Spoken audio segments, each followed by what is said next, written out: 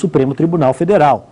É inconstitucional a lei municipal que tenha estabelecido, antes da emenda constitucional 29 de 2000, que autorizou a progressividade fiscal, alíquotas progressivas para o IPTU, salvo se destinada a assegurar o cumprimento da função social da propriedade urbana. Aqui vale um adendo.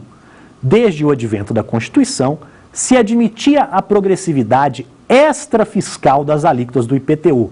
A progressividade não com finalidade arrecadatória, não com finalidade de se alcançar a capacidade contributiva do pagante, como dispõe o parágrafo 1º do 145 da Constituição, mas aquela progressividade destinada a alcançar um outro fim, um outro escopo com a sua aplicação.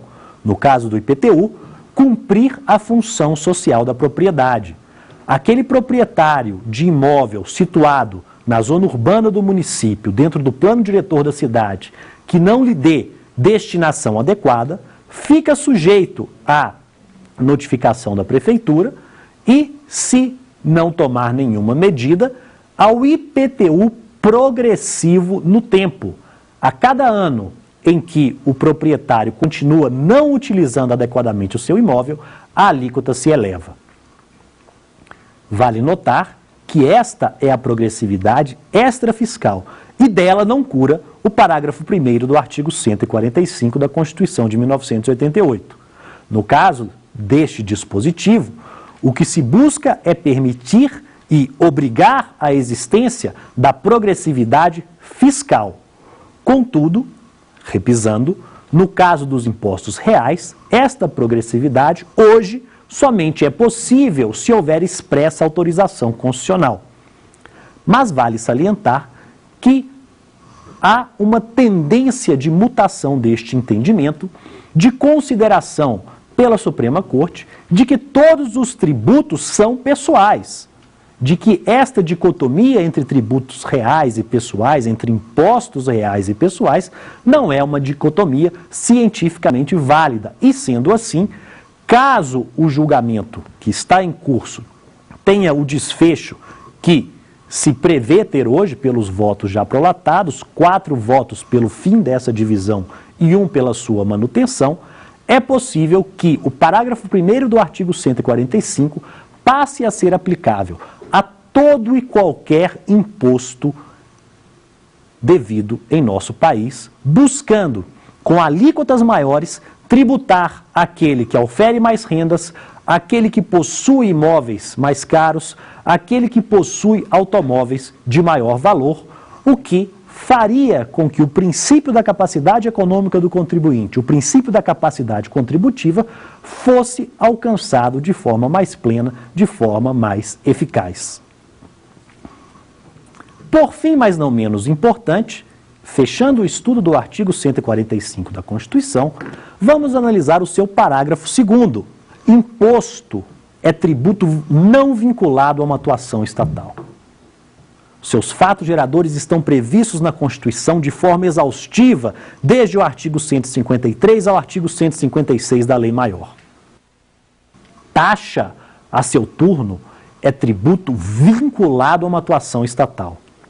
A taxa somente é devida pela prestação do serviço público específico e divisível ou pelo exercício regular do poder de polícia. Somente nessas duas hipóteses, somente se houver sobreesforço do Estado dirigido ao pagante, será legítima a cobrança da taxa. A base de cálculo da taxa não deve guardar qualquer correlação com a base de cálculo do imposto. O imposto olha para um fato da vida e busca identificar naquele fato a existência de capacidade contributiva, tributando-o. Ser proprietário de veículo automotor, ser proprietário de imóvel rural, auferir renda, vender mercadorias, prestar serviços. Todos esses fatos externam a existência de capacidade contributiva e, por essa razão, são alcançados pelos impostos consoante autorização constitucional.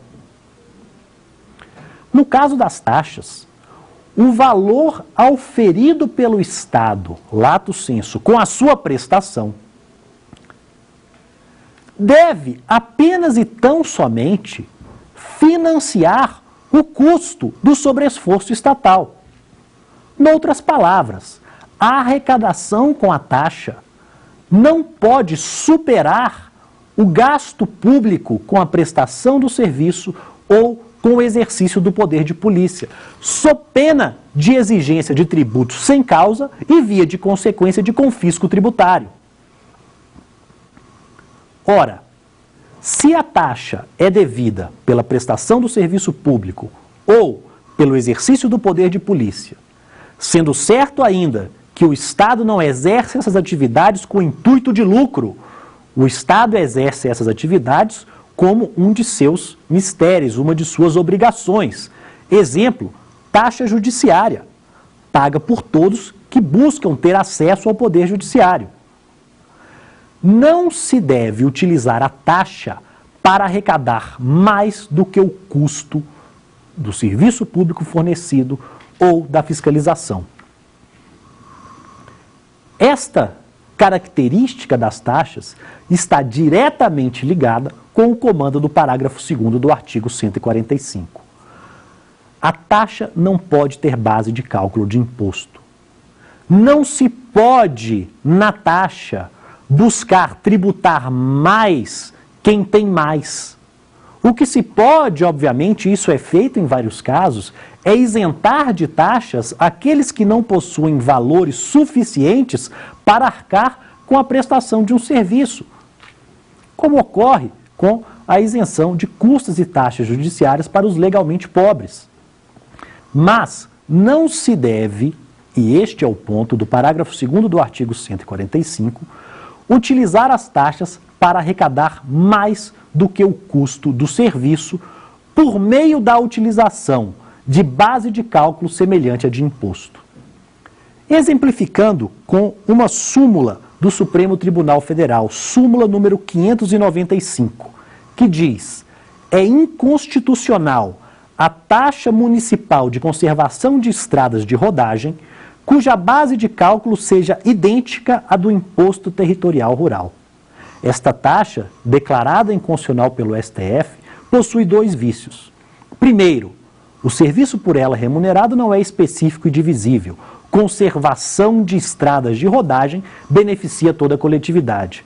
E segundo, que foi o ponto central do julgamento, a base de cálculo da taxa municipal devida para a conservação das estradas de rodagem variava conforme o valor do imóvel rural do contribuinte, do imóvel rural pelo qual a estrada a ser conservada passava.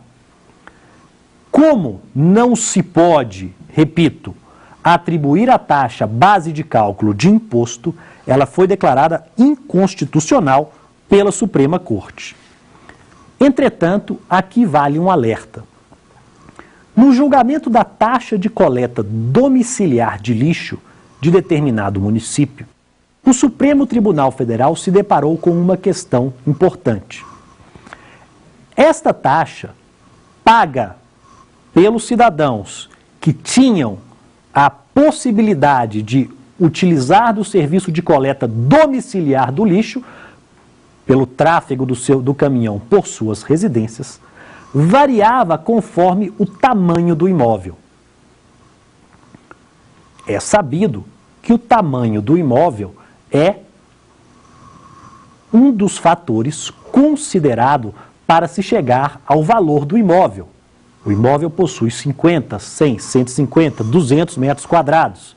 E o valor do imóvel, o valor venal da propriedade imobiliária urbana, é exatamente a base de cálculo do IPTU, Imposto Municipal sobre a Propriedade Predial e Territorial Urbana. Ora, sendo certo que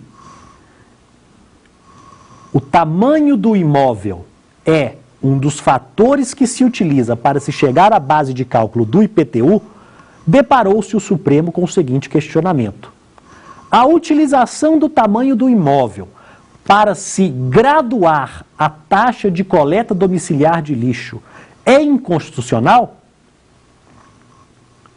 O Supremo Tribunal Federal entendeu que não, pois neste caso tem-se uma justificativa.